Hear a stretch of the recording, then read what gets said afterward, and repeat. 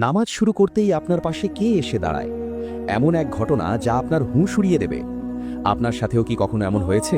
আপনি সারাদিন নিজের কাজে ব্যস্ত ছিলেন, মন একদম শান্ত ছিল, কিন্তু যতক্ষণ না আপনি আল্লাহু আকবার বলে নামাজ শুরু করলেন, হঠাৎ করেই মাথার ভেতর চিন্তার ঝড় শুরু হয়ে গেল।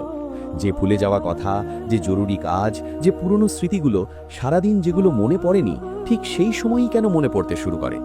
বিশ্বাস করুন, এটা শুধু আপনার মনোযোগের ঘাটতি নয়, এর পেছনে আছে এক ভয়ঙ্কর কারণ। ইসলামে, বিশেষ করে হাদিসে, এই ঘটনাটির স্পষ্ট উল্লেখ রয়েছে। এটা কোনো কাকতলীয় বিষয় নয়, বরং একটি পরিকল্পিত ষড়যন্ত্র। যখন একজন মুমিন বান্দা তার রবের সামনে দাঁড়ায়, তখন সেখানে এক বিশেষ শয়তান উপস্থিত হয়। তার নাম হলো খিনজাব। হ্যাঁ, খিনজাব। সে সাধারণ শয়তানদের মতো নয়। তার একমাত্র কাজ হলো আপনার নামাজ নষ্ট করে দেওয়া। আপনি যতক্ষণ দুনিয়ার কাজে ব্যস্ত থাকেন, সে আপনার কাছে আসে না, কিন্তু যতই আপনি নামাজে দাঁড়ান, সে ছায়ার মতো আপনার এবং আপনার রবের মাঝখানে এসে দাঁড়ায়। এখন শুনুন হাদিসে এই ঘটনাটি কিভাবে বর্ণনা করা হয়েছে। খিনজাব নামাজ পড়া ব্যক্তির একেবারে কাছে এসে যায়। সে আপনার কানে, আপনার মনে কুমন্ত্রণা বা ওয়াসওয়াসা দিতে শুরু করে। সে আপনাকে সেই সব কথা মনে করিয়ে দেয় যা আপনি মাসের পর মাস ভুলে গিয়েছিলেন। আরে, তুমি সেই চাবিটা কোথায় রেখেছিলে? তোমার তো অমুক ব্যক্তিকে উত্তর দিতে হবে। তোমার সেই কাজটা এখনো অসম্পূর্ণ।